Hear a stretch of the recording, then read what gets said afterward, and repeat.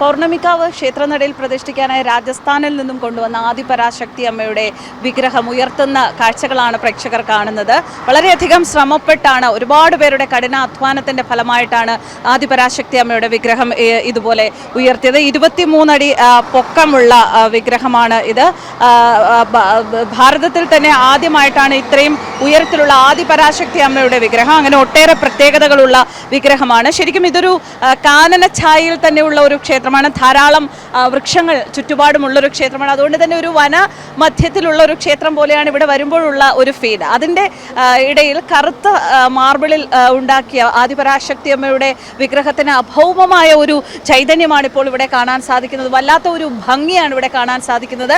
മുഖം ഇപ്പോൾ മറച്ചിട്ടുണ്ട്. പ്രതിഷ്ഠാ ചടങ്ങിനോടനുബന്ധിച്ച് മാത്രമേ മുഖത്തെ ആ ഒരു വസ്ത്രം മേൽവസ്ത്രം മാറ്റുകയുള്ളൂ. എന്തായാലും വളരെ ശ്രമപ്പെട്ട് ആദിപരാശക്തി അമ്മയുടെ വിഗ്രഹം ഇവിടെ നടയിൽ ഉയർത്തി വയ്ക്കുന്ന കാഴ്ചകളാണ് കാണുന്നത്. അത് ഏകദേശം അവസാന ഘട്ടത്തിലേക്ക് എത്തിക്കഴിഞ്ഞു. ഒരു മണിക്കൂറുകളായി വളരെയധികം യാതൊരു കേടുപാടും സംഭവിക്കാതെ അമ്മയുടെ വിഗ്രഹം നടയിൽ ഉയർത്തി വെക്കണമെന്നുള്ളത് നിർബന്ധമുള്ള കാര്യമാണ്. അതുകൊണ്ട് തന്നെ മണിക്കൂറുകളായി ഇതിനുവേണ്ടി ശ്രമം നടത്തിക്കൊണ്ടിരിക്കുകയാണ്. വളരെ സുരക്ഷിതമായി ഇപ്പോൾ ഇതിൻ്റെ വിഗ്രഹം ഉയർത്തുന്നതിൻ്റെ അവസാന നിമിഷങ്ങളിലേക്ക് എത്തുകയാണ്. എല്ലാവരും വളരെയധികം ആകാംക്ഷാഭരിതരായി തന്നെ നിൽക്കുകയാണ്. പൗർണമിക്കാവിലെ അമ്മയുടെ അമ്മ എന്ന സങ്കല്പമാണ് ഇപ്പോൾ ഇവിടെ ഹാലാസ്യ ശിവപ്രതിഷ്ഠയും ഒപ്പം ആദിപരാശക്തി പ്രതിഷ്ഠയും എത്തുകയാണ്. അതുകൊണ്ട് തന്നെ ഈ പ്രതിഷ്ഠയ്ക്ക് വളരെയധികം പ്രാധാന്യമാണ് ഉള്ളത്. എല്ലാ പൗർണമി നാളുകളിലും മാത്രം ഈ ക്ഷേത്രത്തിൽ പൂജയും ആരാധനയും ഒക്കെ ഉള്ള ഇടമാണെങ്കിൽ പോലും ഈ ക്ഷേത്രത്തിലെ പൗർണമി ദിവസത്തെ ചടങ്ങിൽ തന്നെ പങ്കെടുക്കാൻ നിരവധി ആളുകളാണ് എത്തുന്നത്. ഈ ക്ഷേത്രം എന്ന് പറയുന്നത് ഈ പ്രദേശത്തുള്ള ജനങ്ങളുടെ ഒരു രക്ഷാ കവചം കൂടിയാണ്. ഇപ്പോൾ ഇവിടെ നിന്ന് മാത്രമല്ല, കേരളത്തിൽ തിരുവനന്തപുരത്ത് നിന്ന് മാത്രമല്ല, കേരളം ഒട്ടാകെയുള്ള എല്ലാ ജില്ലകളിൽ നിന്നുള്ള ജനങ്ങൾ പൗർണമിക്കാവിലെ അമ്മയുടെ സന്നിധിയിൽ എത്താറുണ്ട്. രാജ്യത്തെ ഉയരം കൂടിയ മാർബിൾ വിഗ്രഹം പൗർണമിക്കാവ് ബാലത്രിപുരസുന്ദരി ദേവി ക്ഷേത്രത്തിൽ മറ്റൊരു പ്രത്യേക പ്രതിഷ്ഠ കൂടി എത്തിയിരിക്കുകയാണ്. പൗർണമിക്കാവ് ബാലത്രിപുരസുന്ദരി ദേവി ക്ഷേത്രത്തിൽ പ്രതിഷ്ഠയ്ക്കായി കൊണ്ടുവന്ന ആദിപരാശക്തി, ദുർഗ, രാജമാതങ്കി ദേവതമാരുടെ വിഗ്രഹ ഘോഷയാത്ര കഴിഞ്ഞ ദിവസം വളരെ ആഘോഷപൂർവ്വമാണ് ക്ഷേത്ര സന്നിധിയിൽ എത്തിയത്. ഇന്ന് ആദിപരാശക്തിയുടെ വിഗ്രഹം പുറത്തെടുത്ത് വയ്ക്കുന്ന ദൃശ്യങ്ങളാണ് പ്രേക്ഷകർ കാണുന്നത്. രാജസ്ഥാനിൽ നിന്നും ഒറ്റക്കൽ മാർബിളിൽ തീർത്ത 23 അടി ഉയരവും 30 ടൺ ഭാരവുമുള്ള ആദിപരാശക്തിയുടെ വിഗ്രഹം, 12 അടി വീതം ഉയരത്തിലുള്ള ദുർഗ, രാജമാതങ്കി ദേവിമാരുടെ വിഗ്രഹവുമാണ് എത്തിയത്. ഇന്ത്യയിലെ ഏറ്റവും ഉയരം കൂടിയ മാർബിൾ വിഗ്രഹമാണ് ആദിപരാശക്തിയുടേത്. രാജസ്ഥാനിലെ ഒരു മാർബിൾ മല വിലയ്ക്ക് വാങ്ങിയാണ് ഒറ്റക്കൽ വിഗ്രഹങ്ങൾ കൊത്തിയെടുത്തത്. മാർബിൾ മല വിലയ്ക്ക് വാങ്ങിയത് മുതൽ ഏകദേശം 6 കോടിയോളം രൂപ ആകെ ചിലവിട്ടാണ് വിഗ്രഹം നിർമ്മിച്ചിരിക്കുന്നത്. രാജസ്ഥാനിലെ ജയ്പൂരിൽ 3 വർഷം കൊണ്ടാണ് ആദിപരാശക്തിയുടെയും രാജമാതങ്കിയുടെയും ദുർഗാദേവിയുടെയും വിഗ്രഹങ്ങൾ കൊത്തിയെടുത്തത്.